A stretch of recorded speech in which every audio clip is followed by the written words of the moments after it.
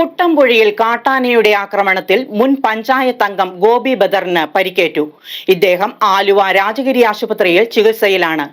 വനവിഭവങ്ങൾ ശേഖരിക്കാനായി പോകുമ്പോൾ കാട്ടാന കൂട്ടത്തിനു മുന്നിൽ പെടുകയായിരുന്നു.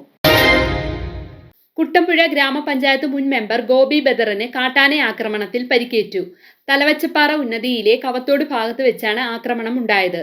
വനവിഭവങ്ങൾ ശേഖരിക്കാൻ പോയപ്പോഴായിരുന്നു ആക്രമണം. ഗോപി ഉൾപ്പെടെ 7 അംഗ സംഘമാണ് തലവച്ചപ്പാറ ഉന്നതിയിൽ നിന്ന് തേൻ ശേഖരിക്കാൻ കാട്ടിലേക്ക് പോയത്. 4 കിലോമീറ്ററോളം ദൂരം പിന്നിട്ടെത്തിയ സംഘം കവത്തോട് ഭാഗത്തെത്തിയപ്പോൾ ആനക്കൂട്ടത്തിന് മുന്നിൽ പെടുകയായിരുന്നു. തുടർന്ന് എല്ലാവരും ചിതറിയോടി. ആനക്കൂട്ടം അടങ്ങിയ ശേഷം കരച്ചിൽ കേട്ട ഭാഗത്ത് ഒപ്പമുള്ളവർ വന്നു നോക്കിയപ്പോൾ ഗോപി നിലത്ത് വീണു കിടക്കുന്ന നിലയിലായിരുന്നു. ഉടനെ എല്ലാവരും ചേർന്ന് പരിക്കേറ്റ ഗോപിയെ ജീപ്പിൽ ബ്ലാവനയിലെത്തിച്ച് ജങ്കാറിൽ കയറ്റി മറുകരയിൽ എത്തിച്ചു.